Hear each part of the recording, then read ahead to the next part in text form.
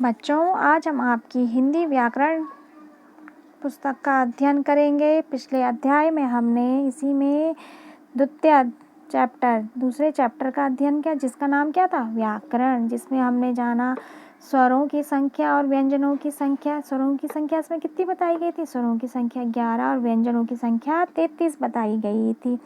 इसी क्रम में हम आगे बढ़ते हुए, देखिए आप भी अपनी पुस्तक खोल लीजिए, पेज नंबर 8 निकाल लीजिए। यहाँ पर देखिए कुछ बातें विस्तार रूप से बताई गई हैं, जिनका हम क्या करेंगे? अध्ययन करेंगे। तो चलिए देखते हैं। यहाँ देखिए आप,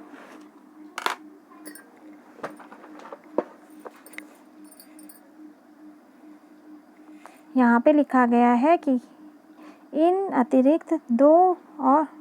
अतिरिक्त दो और व्यंजन होते हैं। जो ये 33 व्यंजन है, इनके अतिरिक्त 2 व्यंजन और होते हैं। तो मैं यहाँ पर आपको बताती हूँ, हिंदी में 33 व्यंजनों के अतिरिक्त 2 व्यंजन और होते हैं, जो क्या है? ड़ और ढ। इन दोनों वर्णों का प्रयोग किसी भी शब्द के शुरू में नहीं किया जाता, या तो ये बीच में किया जाएगा या अंत में। ड़ का देखो आप, सड़क, स ड़ और क सड़क, ज ड़ जड़। ठीक है। इसी तरह ढ देखिए आप, यहाँ पे उदाहरण के लिए देखिए आप, बूढ़ा और पढ़ना आदि। दूसरे में देखिए आप, दूसरे में लिखा गया है, सभी व्यंजन और स्वर की सहायता से बोले जाते हैं। आपको पहले भी बताया गया है, जितने भी व्यंजन हैं वे सब और स्वर की सहायता से बोले जाते हैं। तो देखिए आप, सभी व्यंजन और स्वर की सहायता से बोले जाते हैं। जब हम अ रहित व्यंजन लिखते हैं तो उनमें क्या लगता है? उनमें हलंत लगता है, जो क्या ये इस तरह होता है। जैसे क में क्या है? ये छोटी सी मात्रा लगाई हुई हमने, डंडी खींची हुई है, क, ये हो गया हलंत।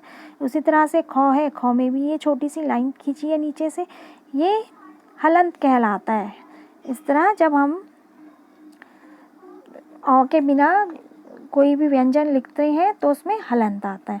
ठीक है। इसी क्रम में आप देखो, छ, त्र, ज्ञ और श्र, ये 4 क्या है? संयुक्त व्यंजन है। तो यहाँ देखिए आप, छ, त्र, ज्ञ और श्र, ये 4 संयुक्त व्यंजन हैं।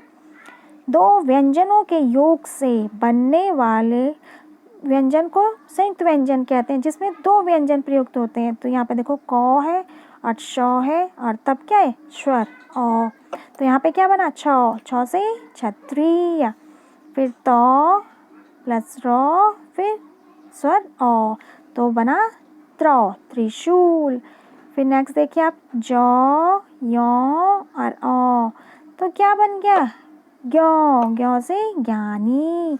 इसी तरह आप आखिरी देखिए, श, र और अ, ये बना श्र, श्रमिक। ये चारों क्या है? ये चारों संयुक्त व्यंजन है, क्योंकि इनमें क्या? 2 व्यंजन के योग से बनते हैं ये। इसी में आगे देखिए आप, अ, अंग और आहा, 2 ऐसे वर्ण हैं जो न स्वर है न व्यंजन, इन्हें हम अयोगवाह कहते हैं। तो यहाँ पर आप देखो, अंग और आहा 2 ऐसे वर्ण हैं जो ना स्वर है और ना ही व्यंजन, इन्हें अयोगवाह कहते हैं। अंग वर्ण में अनुस्वर और अनुनासिक रूप में लिखे जाते हैं। जैसे अंग में क्या होता है? बिंदी लगी होती है एक, उदाहरण के लिए शंख और हंस। अनुनासिक में देखो, चंद्र बिंदु आता है, चंद्र बिंदु लगाते हैं, जैसे आँख और चाँद। इसी में देखो आप, अंगहा जो विसर्ग है, इसमें शब्द के अंत में 2 बिंदियाँ का प्रयोग होता है, जैसे प्रातः और नमः। फिर देखिए आप, यहाँ पे लिखा है, वर्णों के समूह को क्या कहते हैं? वर्णमाला। वर्णों का जो क्रमबद्ध समूह होता है, जब हम वर्णों को सिस्टमेटिक तरीके से रखते हैं कि अ के बाद आ ही आएगा, फिर ई ही इस तरीके से लिखे गए वर्णों को क्या बोलते हैं? वर्णमाला कहते हैं।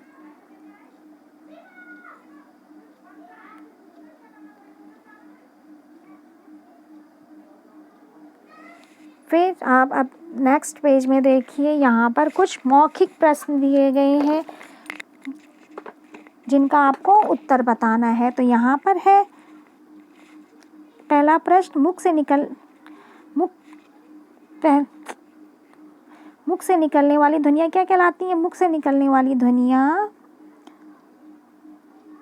क्या कहलाती हैं मुख से निकलने वाली ध्वनियाँ?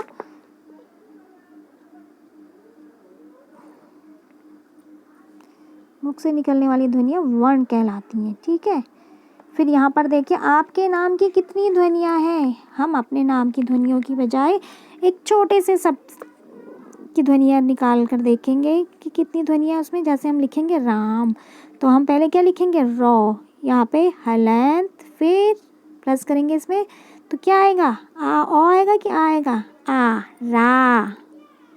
फिर इसी में जोड़ते हुए हम करेंगे मौ, मौ में हलंत, फिर प्लस करते हुए ओ, ये बना मौ। और रॉ पे आ जोड़ेंगे तो हम क्या बना? रा। तो इस तरह इसमें कितनी ध्वनियाँ आ रही हैं? इस तरह इसमें 4 ध्वनियाँ आ रही हैं। ठीक है, आप भी अपनी कॉपी में करने की कोशिश कीजिए। इसी क्रम में आगे देखिए आप लिखित प्रश्न जो आपने अपनी पुस्तक में ही करने हैं। नीचे दिए गए चित्रों को देखिए और उनके नाम का पहला वर्ण लिखकर बताइए कि वे स्वर हैं या व्यंजन। तो क में देखिए आप यहाँ पे घ, घड़ा बना है और घ लिखा है भी है और व्यंजन भी लिखा हुआ बताया गया है।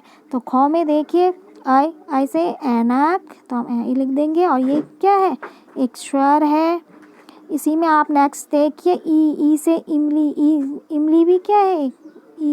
ई भी एक स्वर है। और फिर अलग नेक्स्ट देखिए आप इसमें घ, थ से थर्मस, थ क्या है? व्यंजन। और फिर नेक्स्ट देखिए आप ण में शलजम बनी है, तो ये इसमें क्या आएगा? श, शलजम। स भी क्या है? व्यंजन। ठीक है, इस तरह से आप अपनी कॉपी में करने का प्रयास कीजिए। फिर इसी में आप दूसरा प्रश्न देखिए। तितलियों के पंखों पर कुछ स्वर और व्यंजन लिखे हुए हैं, इन्हें अलग अलग कॉलम में लिखिए।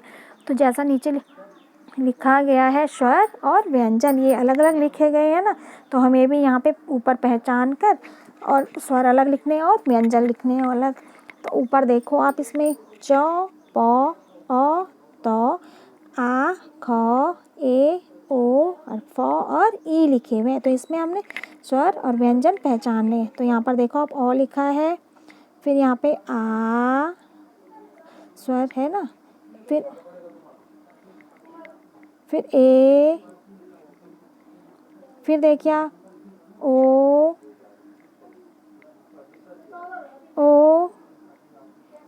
फिर ई। तो ये हमारे क्या हो गए?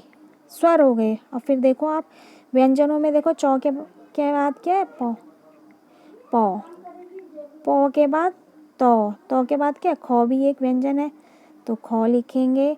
फिर यहाँ देखिए ए भी स्वर है, ओ भी स्वर है, फिर फ है व्यंजन, तो हम यहाँ पे फ लिख देंगे।